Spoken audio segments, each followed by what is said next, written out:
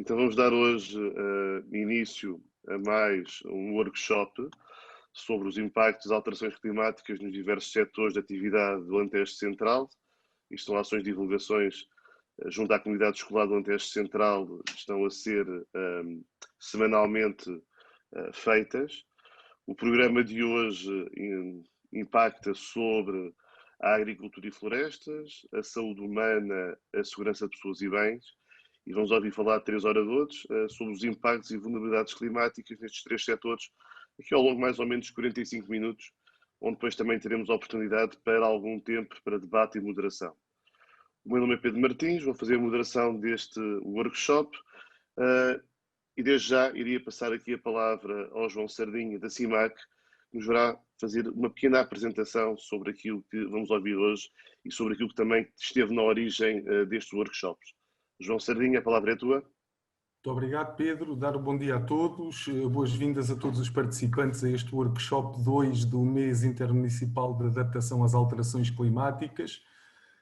O tema de hoje do workshop, como disse o Pedro, vai ser os impactos de alterações climáticas nos diversos setores da atividade do Alentejo Central. Aproveito para dar as boas-vindas também aos 3 oradores que vamos ter hoje, 2 em diretos, um numa sessão gravada, pois não pode estar presente. Os 3 oradores fizeram parte da equipa técnica científica que colaborou com a CIMAC na elaboração do Plano Intermunicipal de Adaptação às Alterações Climáticas e é com todo o gosto que os reencontramos para esta ação de divulgação junto das escolas.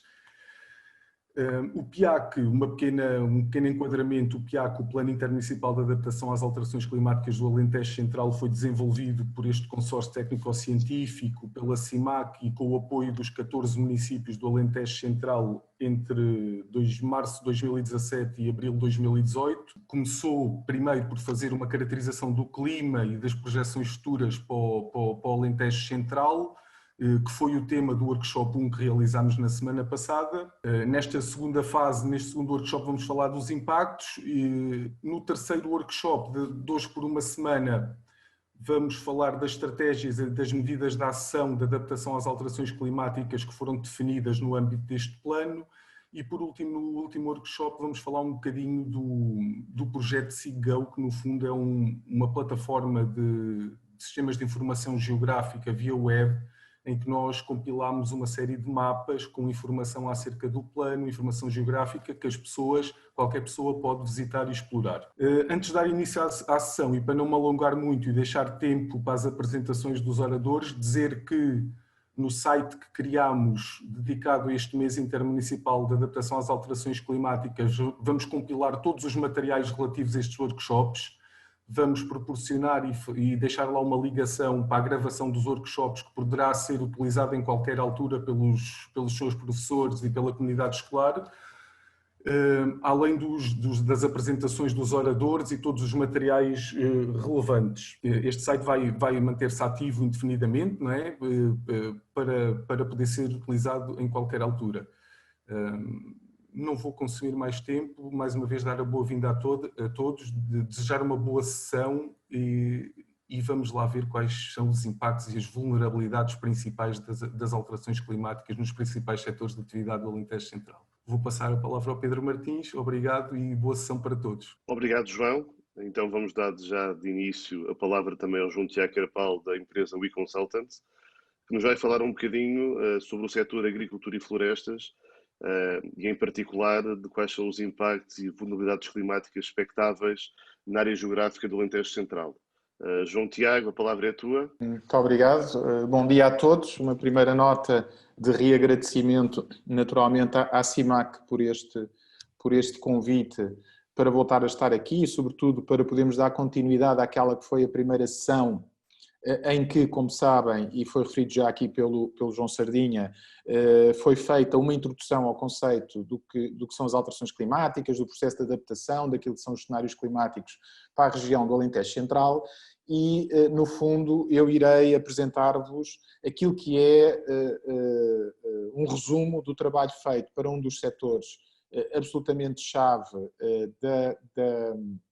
do Alentejo Central, que é a agricultura e florestas. Uma nota prévia, como sabem, face àquilo que falámos na primeira sessão, nós trabalhámos sobre 8 setores, entre os quais, para além daqueles que vamos falar aqui hoje, setores como os recursos hídricos, setores como os transportes e comunicações, setores como a economia, mas no tempo que temos para gerir nesta sessão, achámos que era fundamental poder, de facto, mobilizar as pessoas que estiveram envolvidas em 3 dos principais no quadro da realidade do Alentejo Central, nomeadamente a agricultura e florestas, a saúde humana e a segurança das pessoas e bens. E, portanto, é nesse quadro que eu darei este pontapé de saída. O meu colega João Vasconcelos transmitirá aqui aquilo que é as ideias-chave da saúde humana e a Sandra Oliveira falar-nos-á sobre as questões da segurança de pessoas e bem e, portanto, pretendemos, em suma,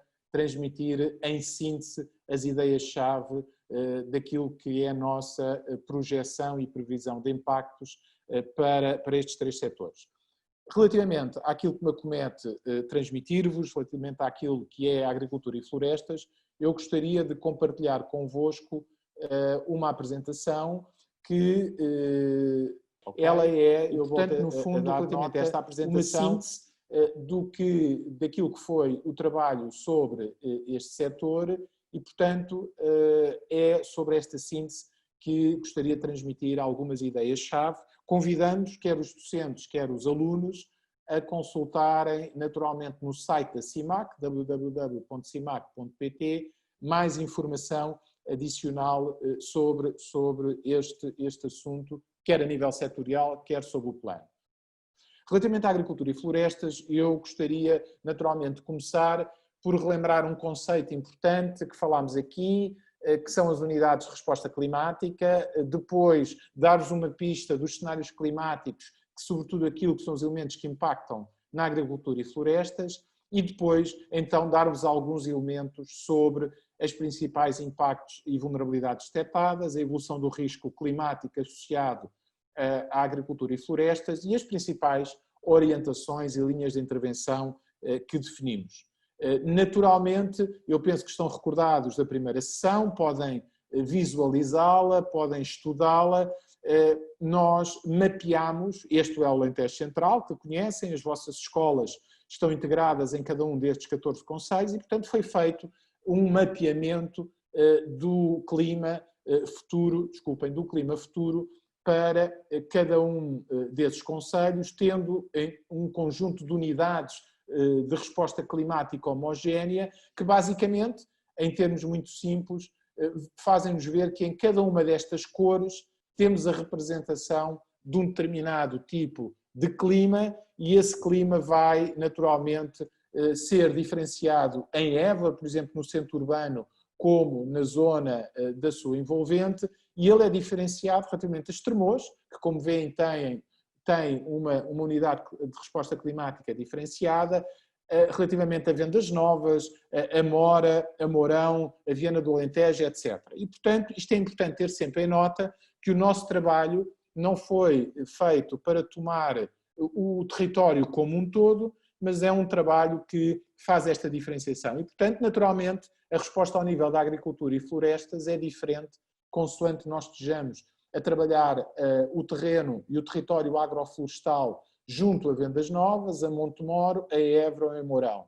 E, portanto, esta é sempre uma base importante que os alunos têm que ter em mente, é que o clima é diferenciado e os impactos climáticos serão diferenciados para o Alentejo Central, consoante aquele concelho, consoante aquele local que estamos a analisar. Avançava rapidamente para fazer uma síntese não detalhada, porque já o demos, mas daquilo que são, sobretudo, os 4 principais variáveis climáticas que terão impacto na agricultura e florestas e que nós detalhámos na sessão anterior e, portanto, 4 grandes ideias que impactam diretamente na agricultura e florestas do Alentejo Central.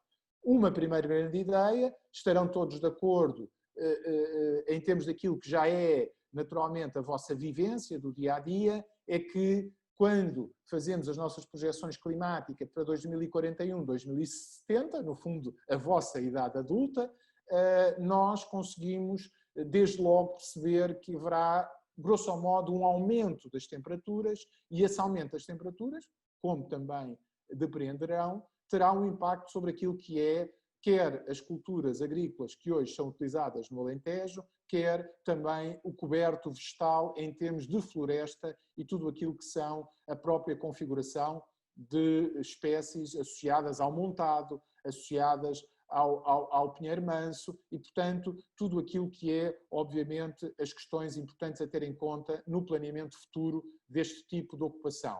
Por outro lado, como tiveram nota também, haverá uma redução daquilo que são as ondas de frio, daquilo que serão as temperaturas mínimas que vão aumentar, a redução dessas temperaturas mínimas em termos dos valores mais baixos e, portanto, a diminuição da geada terá um impacto positivo.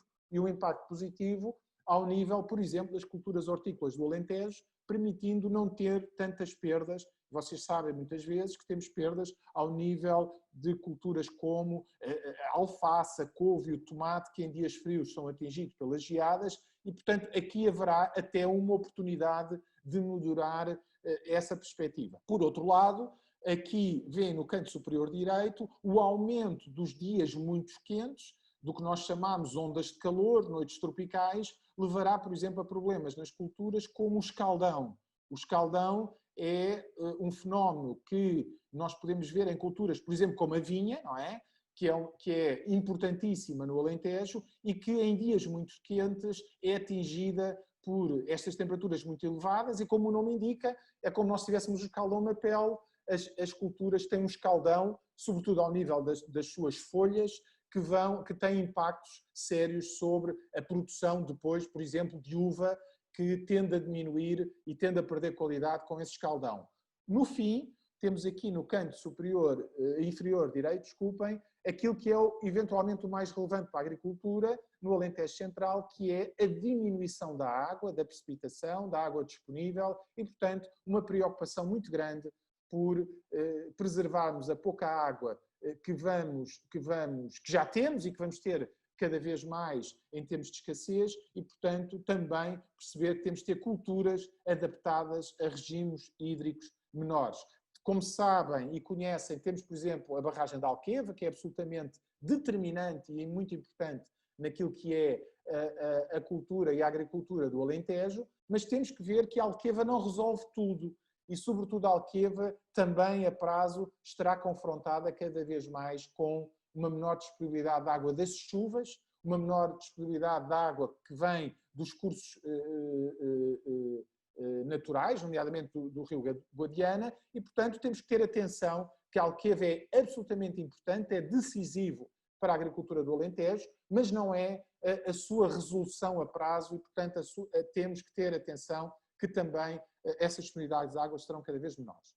Neste quadro que eu trago aqui, que falámos anteriormente, é importante ver que o que vamos falar tem a ver com esta fase, ou seja, que impactos é que temos na agricultura para depois percebermos que medidas estratégicas e de ações é que temos que tomar. Vamos falar nisso no terceiro e quarto cenário e, portanto, eu passava já, sobretudo, àquilo que é a agricultura e florestas, àquilo que foi o nosso estudo e o nosso trabalho sobre este setor, constatando o que aconteceu nos últimos 20 anos, cerca dos últimos 20 anos do Alentejo Central, e vejam, no fundo, quando falámos com as câmaras municipais, com aquilo que são os municípios onde vivem, constatámos que nestes últimos 20 anos ocorreram cerca de 100 eventos meteorológicos com impacto, com resultados negativos na atividade agrícola e florestal, muitas vezes, na sua maioria, associados, como já falei, à questão das temperaturas elevadas e das secas prolongadas, que também tiveram um efeito muito forte sobre os incêndios em meio rural. E, portanto, é importante dar-vos nota que este estudo mostra que o que aconteceu perante as nossas projeções pode e terá tendência a agravar-se e, portanto, temos que agir sobre este cenário atual, tendo em conta aquilo que é a nossa projeção futura. E vejam, quando nós olhamos para estes 3 mapas de risco, 3 gráficos de risco em termos daquilo que é a projeção, vejam aqui, dos vários riscos climáticos trabalhados, o que nós chegamos à conclusão é que hoje em dia e também no futuro temos 3 riscos determinantes. Ou seja, aquilo que se analisámos vejam, o risco B, redução da precipitação, aquilo que é o risco E, temperaturas elevadas e ondas de calor, e o mais importante no Alentejo Central, neste momento, as secas.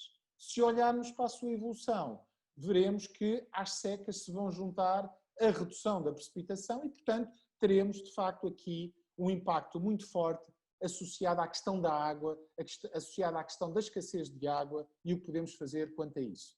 E o que podemos fazer quanto a isso, queria-vos transmitir aqui, é, no fundo, ter, por um lado, orientações para a agricultura e floresta, muito importantes ao nível do uso eficiente da água. Como vocês sabem e ouvem muitas vezes, é muito importante poupar água e é muito importante também usar a água que poupamos de forma eficiente. Ou seja, não regar em excesso na agricultura, não regar quando temos temperaturas muito elevadas, porque a água se vai evaporar rapidamente, portanto é que se deve regar ou de manhã, ou ao final da tarde, ou mesmo durante a noite. Por outro lado, perceber que vão aparecer doenças que hoje não tínhamos associadas à agricultura e florestas, é este palavrão dos planos fitossanitários. Fito vem o reino vegetal, como sabem, sanitários é a sanidade, a saúde, e, portanto, ter planos que possam, de facto, agir para defender as culturas instaladas e também a floresta, e essas doenças aparecem associadas, sobretudo, ao aumento da temperatura que se vai fazer sentir. Por outro lado, temos aqui a adaptação às alterações climáticas nos instrumentos de gestão territorial. O que é isto? Quer dizer que as câmaras e os municípios têm que perceber que naquilo que é o seu planeamento, naquilo que são as áreas em que deixam construir, em que se pode plantar, o terreno rural, temos que perceber que temos que trabalhar com as alterações climáticas e com os cenários que vêm aí. Por outro lado, temos que instalar, por exemplo, as centrais de biomassa florestal, ou seja, utilizar os resíduos da floresta para poder produzir energia alternativa à energia que hoje vem dos combustíveis fósseis. Por outro lado, trabalhar sobre as espécies invasoras. A seguir a um incêndio, como sabem, muitas vezes, se não tratarmos a floresta, se não plantarmos as nossas espécies da região, vêm outras espécies invasoras, como a acácia, como a esteva, e essas espécies vão degradar os solos e vão impedir que nós tenhamos um desenvolvimento equilibrado dos nossos ecossistemas. E, por último, fazer também, obviamente, investigar, trabalhar nas universidades para poder desenvolver espécies mais adaptadas às novas condições, usando depois, no final, naturalmente, formas de avaliar e de perceber que temos que, ao longo do tempo, perceber qual é o impacto daquilo que são as alterações climáticas, os incêndios, a alteração das culturas no próprio ecossistema. E, portanto, eu avançava para o final, para passar a palavra aos meus colegas, trazendo-nos aqui, não em detalhe, mas sinalizando aquilo que são as principais medidas que definimos para o setor da agricultura e florestas. E essas medidas são, em primeiro lugar, para responder à diminuição da fertilidade dos solos. Como já aprenderam nas vossas aulas, a matéria orgânica é uma componente absolutamente fundamental de garantirmos no solo agrícola para podermos ter produção, para podermos ter produtividade. E, portanto, que medidas é que nós podemos defender? Podemos, naturalmente, implementar aquilo que se chamam práticas de agricultura de conservação. São práticas em que, quando nós plantamos e cuidamos dos solos com agricultura e floresta, nós temos que ter espécies que permitam criar essa matéria orgânica, não ter os solos nus, como vemos, por exemplo, muitas vezes nas culturas intensivas da vinha e do olival, que começam a aparecer em grande escala no Alentejo, e isso deixa-nos preocupado. Por outro lado, temos que, como já vos disse, promover sistemas produtivos menos exigentes em água. Se vamos ter menos água, temos que ter plantas que consumam menos água, e isto, obviamente, por exemplo, preocupa-nos quando olhamos para o sistema superintensivo do olival do Alentejo. Ele é muito importante para ter produção e produtividade em zonas que antes não tinham produção agrícola, mas, por um lado, tem que haver um equilíbrio entre aquilo que usamos em intensidade de plantações para não termos uma grande saturação da água consumida. Por outro lado, promover o património genético, animal e vegetal do próprio Alentejo Central, as variedades de azeitona, como a cobrançosa, a galega, a picual, a verdeal, que são típicas do Alentejo e de Portugal. Por outro lado, por exemplo, na vinha, defender as castas autóctones que vocês tão bem conhecem e que, naturalmente, são variedades que temos que, obviamente, plantar porque são mais resistentes às condições do Alentejo. Por outro lado, vejam, na redução da quantidade de água disponível para rega ao nível daquilo que são as secas, aumentar a capacidade de armazenamento, como criando, por exemplo, charcas que começam a aparecer no Alentejo e que permitem reter essa água nos dias em que vai chover. Serão cada vez menos dias, como já falámos noutra sessão, mas com cada vez maior intensidade. Por outro lado, naturalmente, ter essas reservas sustentáveis e, portanto, gerir aquilo que é água para consumo humano com aquilo que é água para consumo agrícola. No quadro daquilo também que estamos a falar, das quantidades de águas disponíveis, promover o reforço dessas reservas, por exemplo, através daquilo que é a realização de estudos sobre a possibilidade de poder ter preços da água que não levem a que as pessoas gastem água em demasia quando ela não é possível. Ao nível daquilo que são os incêndios florestais, promover naturalmente uma melhor gestão da floresta, que tanto ouvimos, entre as várias entidades, planear aquilo que são as culturas e as espécies florestais que vamos ter no Alentejo Central e, naturalmente, fazer muitas ações de prevenção dos incêndios florestais, que têm sido cada vez mais realizadas, por exemplo, com o apoio da CIMAC, com a Proteção Civil, com os bombeiros, com o CODOS e, portanto, ter essa capacidade, e vamos ver nas outras sessões, de prevenir, ter instrumentos de prevenção e, como vos dizia, ter um plano para erradicar as espécies invasoras que aumentam essa possibilidade de incêndio e que afastam as culturas locais, como o montado, que tem um papel absolutamente estruturante no ecossistema do Alentejo Central.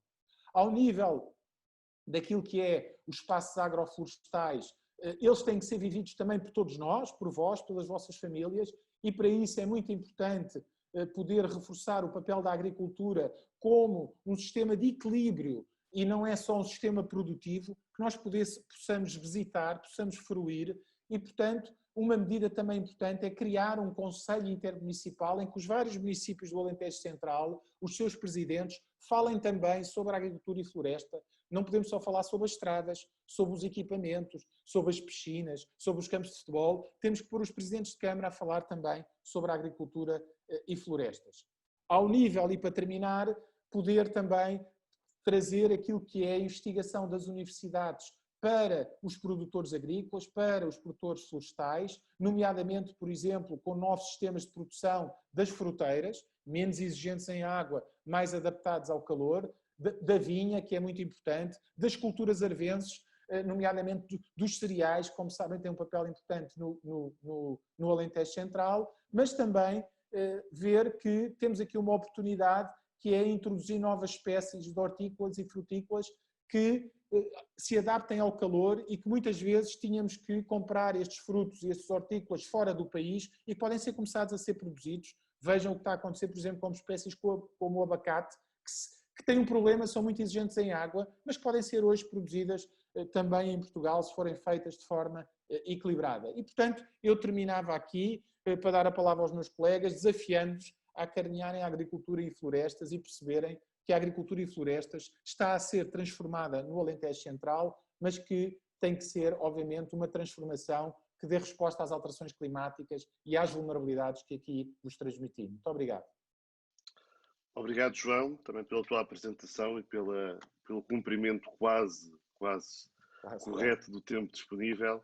De seguida, não vamos ter o professor João Vasconcelos do Bigode, ele gravou a sua apresentação, ele teve um programa de última hora, mas conseguiu-nos fazer chegar uma apresentação que eu vou passar a colocar através da partilha da minha tela. Olá, muito bom dia. Muito obrigado pela possibilidade de apresentar os nossos fenómenos, como foi referido, e o meu papel neste plano era o de abordar o setor da saúde. E, portanto, gostava de começar por explicar, portanto, atalhando um bocadinho o caminho, que o impacto das alterações climáticas na saúde está muito bem identificado na literatura, portanto, há muito trabalho feito. O trabalho identifica várias classes ou várias tipologias de impactos, os impactos mais diretos, menos diretos, mas em grosso modo podemos dizer que o impacto das alterações climáticas faz-se sentir em 5 grandes domínios. Nas doenças associadas ao calor e ao frio, as doenças do ambiente térmico, como se costuma dizer, as doenças transmitidas por vetores, as doenças transmitidas pela água e as doenças associadas à qualidade do ar. Ora bem, nestes 5 grandes domínios, na verdade, olhando para os trabalhos apresentados anteriormente, nós percebemos que no Alentejo Central e, em geral, nós temos como cenários futuros um agravamento da frequência e intensidade de eventos extremos, como, por exemplo, as ondas de calor. Temos a projeção de um aumento da temperatura do ar, temperatura média, máxima e mínima do ar, uma diminuição dos quantitativos anuais de precipitação, portanto, menos precipitação anual, em simultâneo que temos um aumento do índice de seca, e temos também, em alguns casos, a concentração da precipitação, portanto, embora seja menor do ponto de vista anual, uma concentração da precipitação em alguns momentos poderá dar precipitações intensas, muito concentradas, com possibilidade de ocorrências de cheias e outros fenómenos danosos para a saúde humana. E estes fenómenos, de uma forma muito, muito simples, não é? Portanto, está simplificado, vão ter impactos em multissetores, portanto, não são impactos só diretos, ou seja, nós sabemos que na parte da saúde, estes eventos podem promover um aumento das doenças associadas ao calor. O que é que isto significa? Que significa que as pessoas têm dificuldade em proteger o seu ambiente térmico, quer seja a nível habitacional, quer seja na rua, quer seja as condições a que estão expostas as pessoas mais vulneráveis, como as crianças, os idosos. Pode também haver um aumento das doenças respiratórias, tanto por uma concentração de pólenes e esporos que resultam da vegetação, como também de um aumento dos poluentes atmosféricos, associados a eventos extremos, como, por exemplo, os fogos florestais resultantes de um pico de calor. Pode haver também um aumento de um peso relativo das doenças cardiovasculares por causa do stress térmico. Pode haver um aumento da incidência das doenças transmitidas por vetores.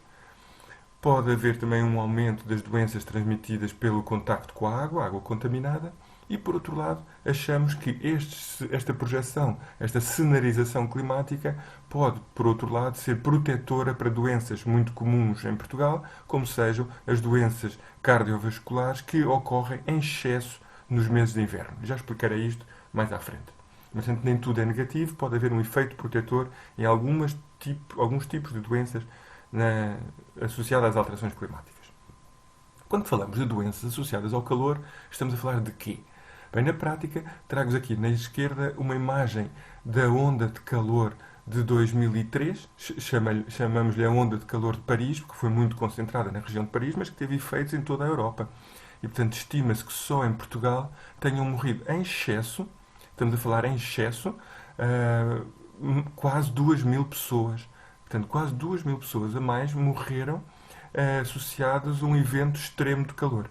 Em Paris foi muito, muito danoso, foi muito mais danoso, mas é importante perceber, este estudo também já antigo, 2004, portanto, o mapa que vemos aqui à direita em baixo, que a região do Alentejo, bem, quase toda a região do interior, mas a região do Alentejo é onde temos a razão entre aquela mortalidade observada e a esperada mais elevada, ou seja, onde o efeito pode ter sido muito acentuado.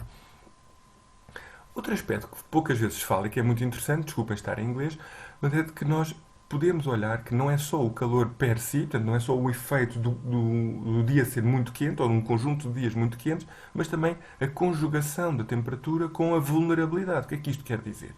Quer dizer, por exemplo, num estudo de Paris, sobre a onda de calor de Paris, viu-se que aquelas pessoas que viviam, aqueles idosos que viviam em edifícios antigos, que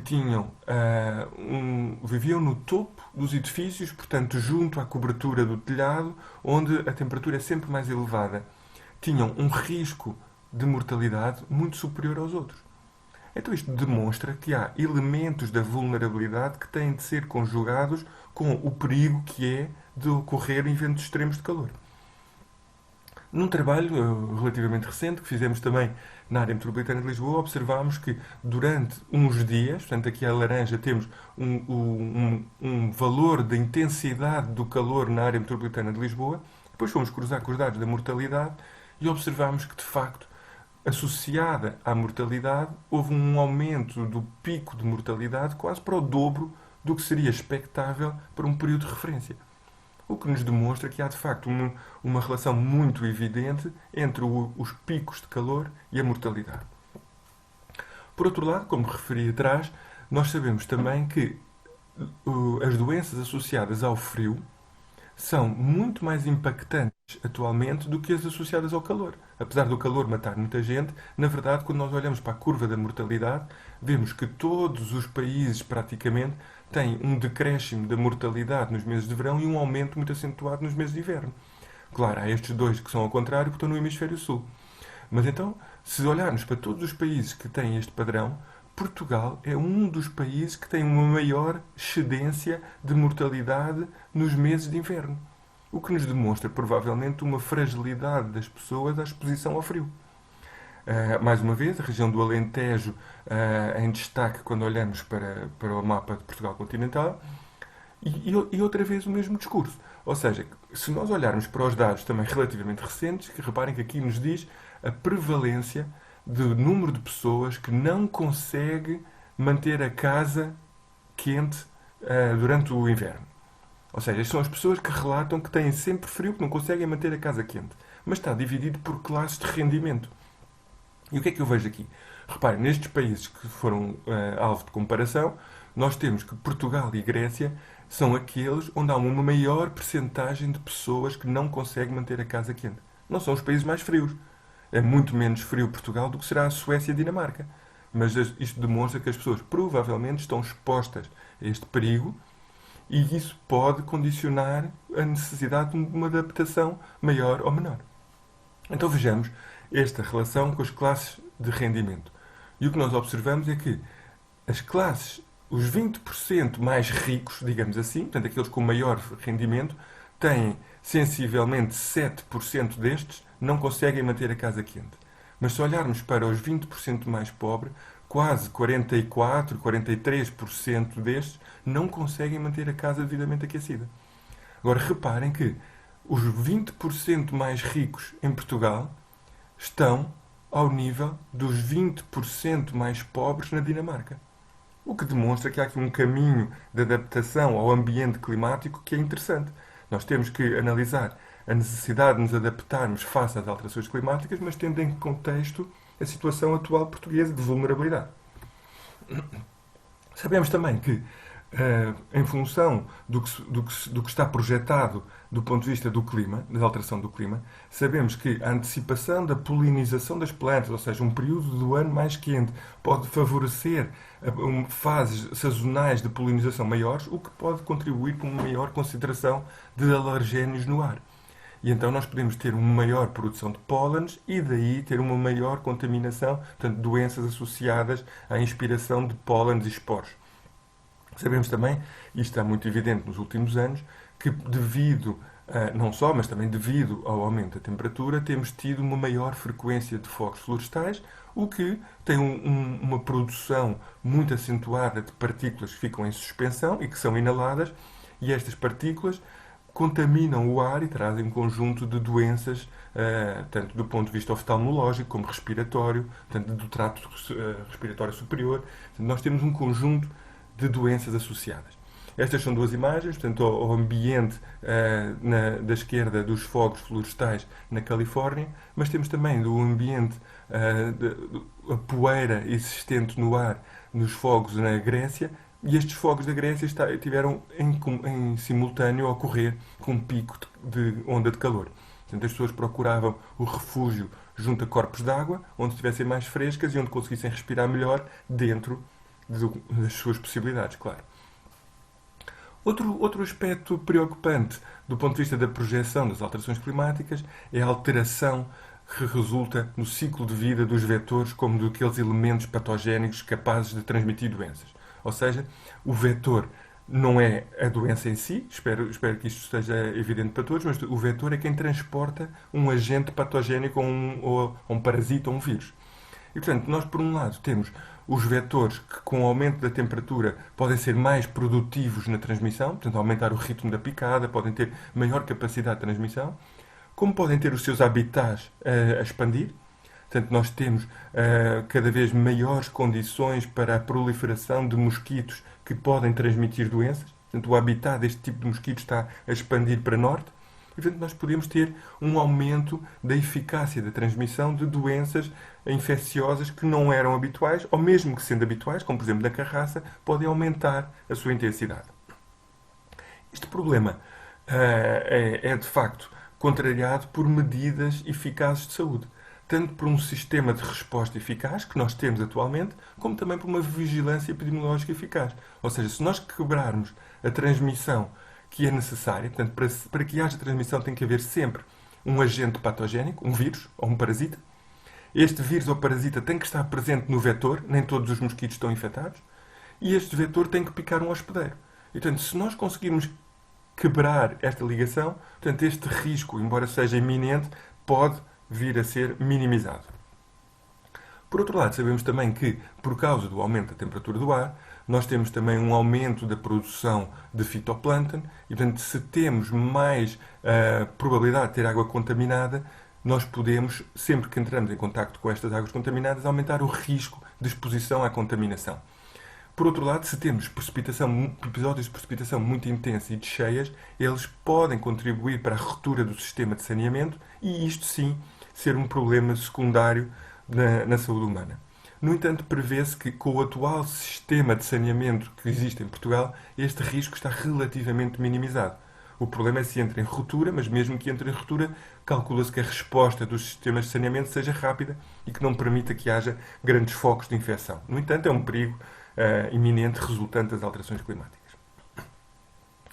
Com base nesta informação que vos mostrei anteriormente, nós estimamos o risco climático para a saúde humana e nós identificamos os riscos aqui em A, B, D, E, J, desculpem, alguns não foram considerados para a saúde humana, e vimos quando tem um aumento da frequência de 1 a 3 e quando tem uma consequência de impacto também de 1 a 3. O que nós identificamos é que atualmente tanto o frio como o calor são as prioridades do ponto de vista do impacto e da frequência para a saúde humana, claro, para outros setores será provavelmente diferente. Atualmente o frio é mais impactante para a saúde humana, portanto morre mais gente associada ao frio do que ao calor. No entanto, no futuro, esta tendência será invertida. Ou seja, num futuro próximo, o calor terá uma consequência grande, mas uma frequência muito maior do que o frio. Os episódios de frio tenderão a diminuir a sua frequência e, num futuro, até ao final do século, esta situação tender-se a agravar. Com base neste cenário, neste plano, nós identificámos um portfólio, portanto, um leque de medidas. Nós identificámos onde é que estava a vulnerabilidade, identificámos um conjunto de medidas que eu não vou expor para não ser amassador, mas para estas medidas estavam compostas em pequenos dossiês de linhas de intervenção muito operacionais, onde identificávamos que tipo de intervenção, se é uma infraestrutura cinzenta, se é verde, como é que escala é que deve ser aplicada e que outros setores deverão estar envolvidos. Bom, espero que em 10 minutos tenha feito uma apresentação sistemática do que foi a nossa abordagem. E já de seguida, para cumprir também aqui os nossos horários, iria passar a palavra à doutora Sandra Oliveira de Bigote, que nos vai falar aqui sobre quais são os impactos e vulnerabilidades climáticas esperadas no Alentejo Central, mas no setor de segurança de pessoas e bens. Doutora Sandra? Bom dia. Deixe-me tentar, então, compartilhar a minha tela. Não sei se já conseguem ver. Está a aparecer, sim, senhora. Pronto, então, vamos a isso então. Eu estou aqui para vos falar da segurança de pessoas e bens, nos setores que avaliámos, e para tentar perceber de que forma é que os eventos climáticos e os parâmetros climáticos causam danos e afetam a segurança das pessoas, dos edifícios, das atividades económicas ou das infraestruturas. E fazemos isso através de várias interações. Em primeiro lugar, temos os eventos climáticos, como a precipitação excessiva, o vento forte, temperatura elevada, ondas de calor ou, por exemplo, a seca, que causam determinados processos ambientais. E são estes processos ambientais, como por exemplo as cheias, inundações, os incêndios, a queda de árvores ou deslizamento de terras, que causam depois impactos e consequências nas pessoas, nos edifícios, nas atividades económicas, nas infraestruturas. E foi isso que tentámos analisar. De acordo com os cenários climáticos projetados, nós esperamos um agravamento da frequência e intensidade de ondas de calor e um aumento da temperatura do ar. Isso vai influenciar a ocorrência, a frequência e a severidade, por exemplo, dos incêndios florestais e vai contribuir para o aumento da seca, que vai causar depois danos ao nível dos sistemas produtivos, da agricultura e das florestas. A diminuição dos quantitativos de precipitação vai também contribuir para um aumento da seca. Por outro lado, o agravamento da frequência e da intensidade de outros eventos extremos, como a precipitação intensa, que tenderá a ser mais concentrada no tempo, apesar de, no longo prazo, diminuir os seus valores, poderá causar um agravamento das cheias e inundações, dos deslizamentos de terra. Depois espera-se também que, com o aumento da ocorrência de ventos fortes e tempestades, haja, por exemplo, maior queda de árvores, que depois causará danos, por exemplo, na vegetação, que podem cair e interromper uma estrada, nas infraestruturas, podem causar danos em edifícios e também para a saúde ao nível de ferimentos e morte da população. Como exemplo das consequências relacionadas com a segurança de pessoas e bens, as cheias inundações, por exemplo, implicam o resgate de pessoas, não é? Como acontece, por exemplo, nos incêndios florestais, a necessidade de evacuar ou eventuais deslizamentos de terra. Causam também falhas no sistema de abastecimento da água, da energia e comunicações, quebras depois nos sistemas produtivos. A queda de árvores, por exemplo, pode causar o despiste de viaturas ou reduzir a segurança rodoviária. Os incêndios florestais, depois com influências também na saúde humana, causam aumento das partículas poluentes, impacto na saúde.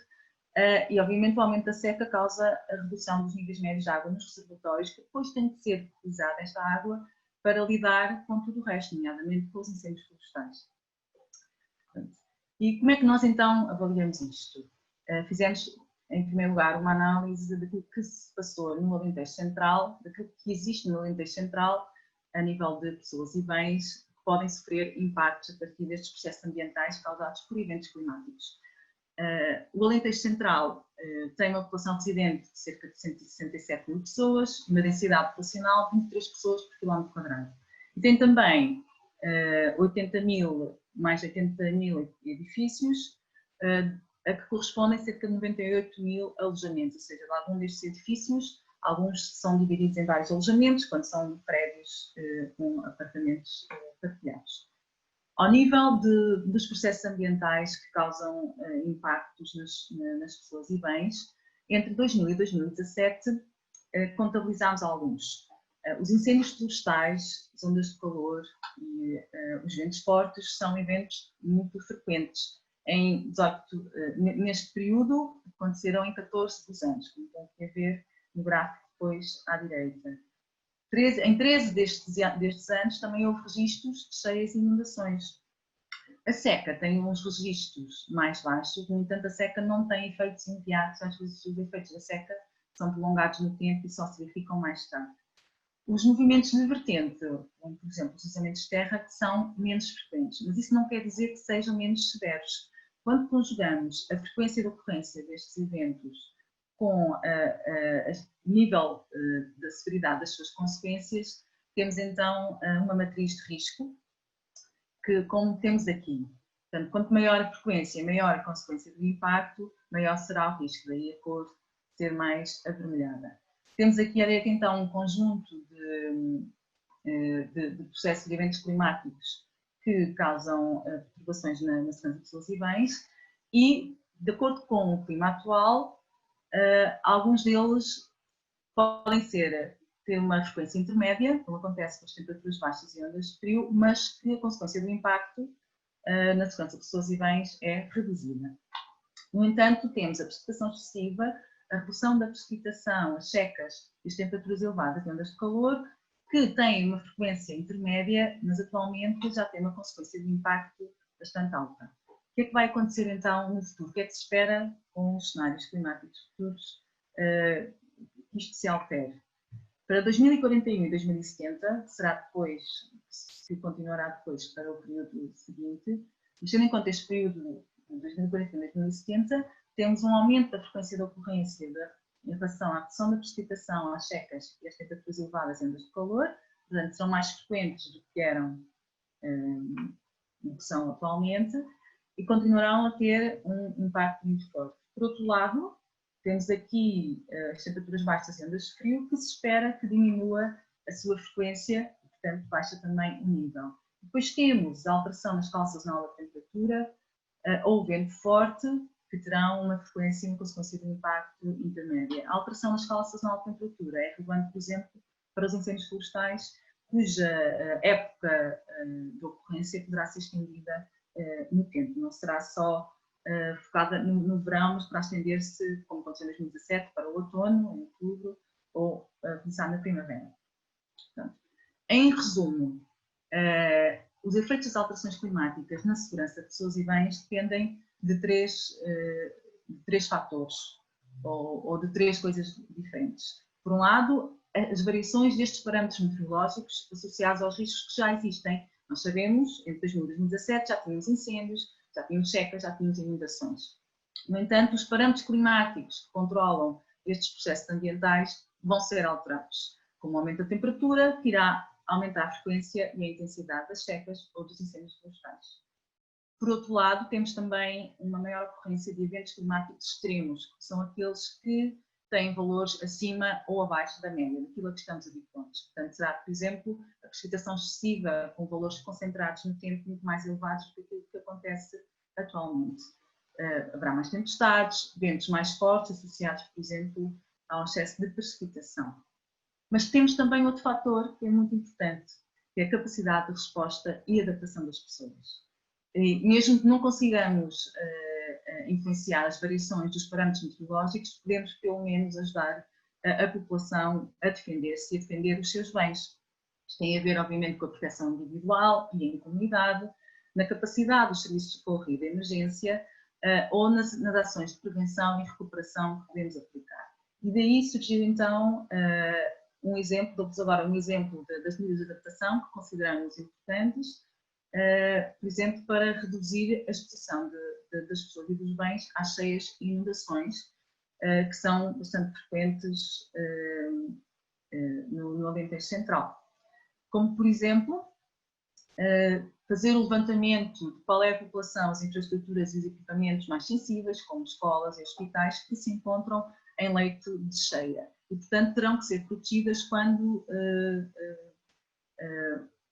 houver a possibilidade de haver uma cheia num curto espaço de tempo. Nós sabemos onde é que estão os hospitais, sabemos onde estão as escolas, sabemos onde estão os lares com pessoas idosas, e são esses, então, são as pessoas mais vulneráveis, mais sensíveis, que teremos que acudir primeiro. Outra das medidas que podemos implementar é atualizar os mapas de risco, por exemplo, tendo em conta já estes cenários de alterações climáticas, incluir as alterações climáticas nos mapas que fizermos de avaliação de risco. A disseminação de boas práticas e sensibilização pública, obviamente, são uma das medidas muito importantes. Outra coisa que podemos fazer é identificar que zonas são inundáveis, tendo em conta estes cenários de alteração climática, por exemplo, quais serão as áreas que em 2041, entre 2041 e 2070, poderão ser inundáveis, que não são atualmente. E podemos, por exemplo, condicionar a construção de determinadas infraestruturas ou determinados equipamentos naquelas áreas, para evitar que, caso ocorra uma cheia, possamos ter danos ao nível da segurança de pessoas e bens. Portanto, isto são só alguns exemplos de medidas de adaptação. Por exemplo, no caso dos incêndios florestais, e tendo em conta que no Alentejo a diminuição da disponibilidade de água é um problema sério, Para o combate aos incêndios florestais será, por exemplo, necessário encontrar fontes de água diferentes. Sei, por exemplo, que em 2017, quando ocorreram mais incêndios do que o normal no Alentejo Central, a Proteção Civil teve que arranjar outras fontes de água e usou, por exemplo, as águas que estavam acumuladas em pedreiras. Portanto, isto é uma forma de adaptação necessária, não é? Para o combate aos incêndios florestais, que está relacionada também com outros setores, como é o caso da agricultura. Portanto, a disponibilidade de água atravessa vários setores. Pronto, isto é só um dos exemplos das várias medidas que analisámos e que sugerimos, e com isto termino a minha apresentação, deixando o meu contacto caso necessitem de alguma coisa. Obrigada.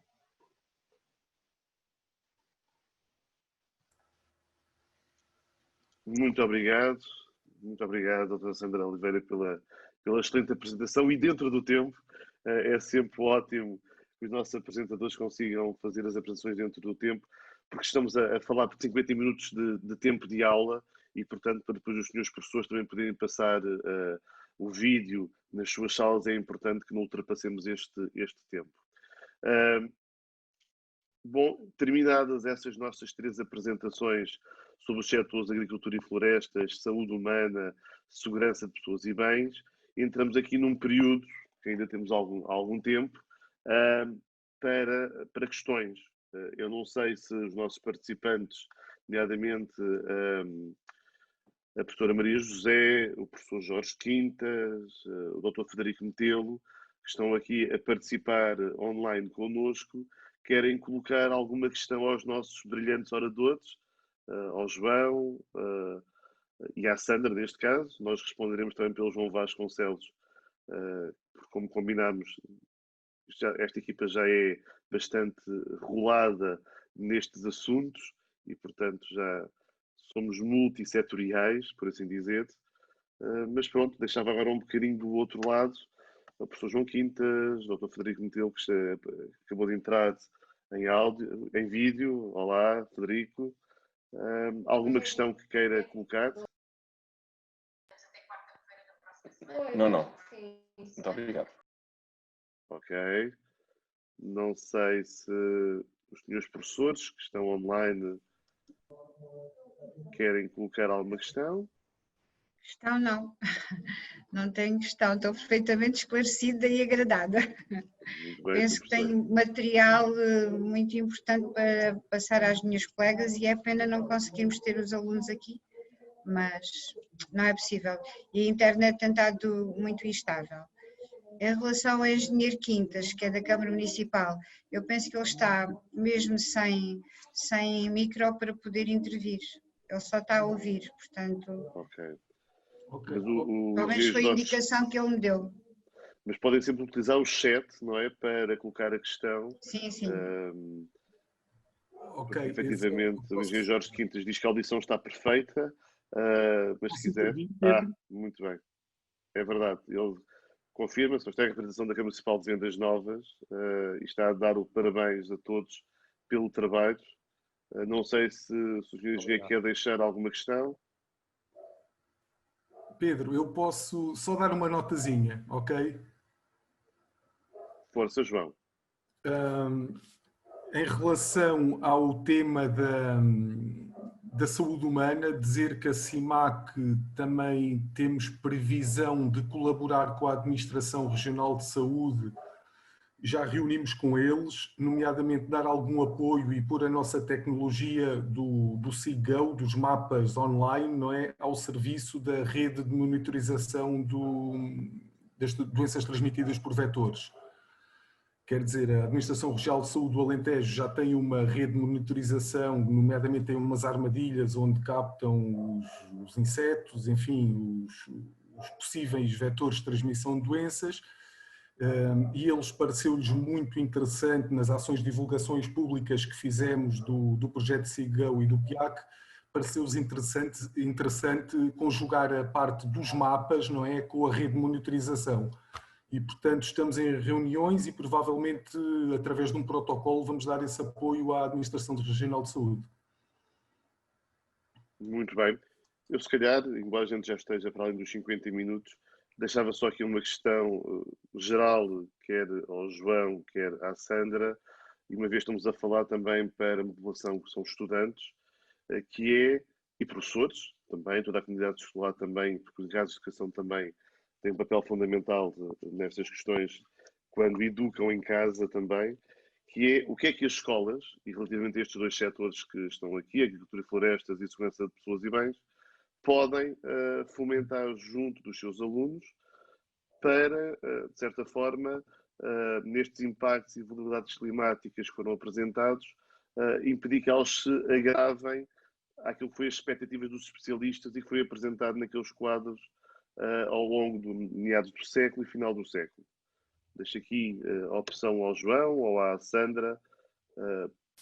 Sandra, ladies first, as senhoras primeiro, ainda não entendo esta regra também para os alunos, que é importante, não é? Nós também temos que passar estas notas. Diz, Sandra. Sim, obrigada, Patrícia, pela questão. A sensibilização é fundamental. Eu acho que é importante nas escolas não só pela recepção da mensagem por parte dos alunos, mas depois o facto dos alunos passarem essa mensagem também aos seus pais. No caso dos incêndios, por exemplo, a autoproteção é uma das coisas que tem que ser, de facto, melhorada, porque os sistemas existentes, segundo aquilo que nós projetamos, não vão ser capazes de lidar com todas as situações perigosas que vamos ter no futuro. E não é uma questão só de ser de Portugal, isto acontece na Austrália, acontece na Califórnia, acontece na Grécia. Portanto, esta sensibilização, a passagem de testemunho, atenção, vocês têm que ter cuidado, vocês saber exatamente aquilo que devem fazer e passar depois essa mensagem às suas famílias é fundamental, e acho que é um dos papéis fundamentais que a escola tem hoje e que continuará a ter depois no futuro.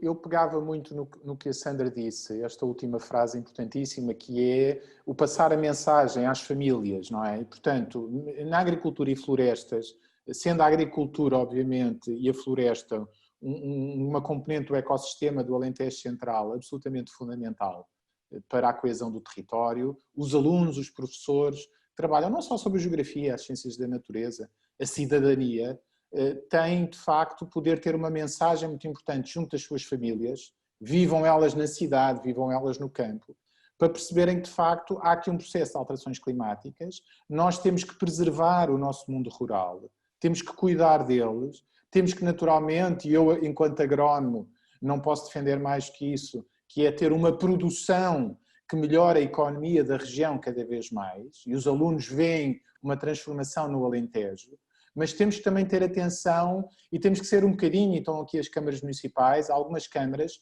criaram aquilo que são os vigilantes da floresta.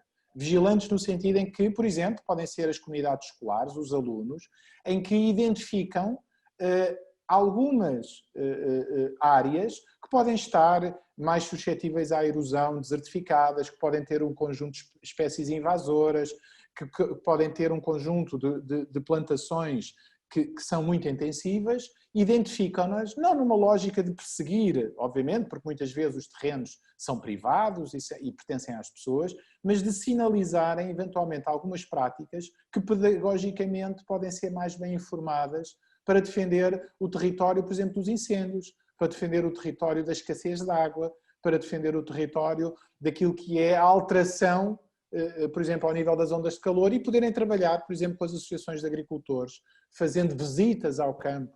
E nós temos trabalhado, há pouco o João Sardinha dizia, a CIMAC tem feito um trabalho muito importante, que é envolver a Direção-Geral da Agricultura, envolver a EDIA, que tem a barragem de Alquevra, envolver os municípios e mostrar-lhes, de facto, é muito importante transmitir uma mensagem que os alunos, as suas famílias, os docentes, podem ter uma palavra fundamental naquilo que é as práticas agrícolas e mostrarem naturalmente que estão preocupados com o futuro, com aquilo que será o clima do futuro e com aquilo que terá que ser a resposta em termos de ocupação de culturas no seu território para dar resposta a essa situação.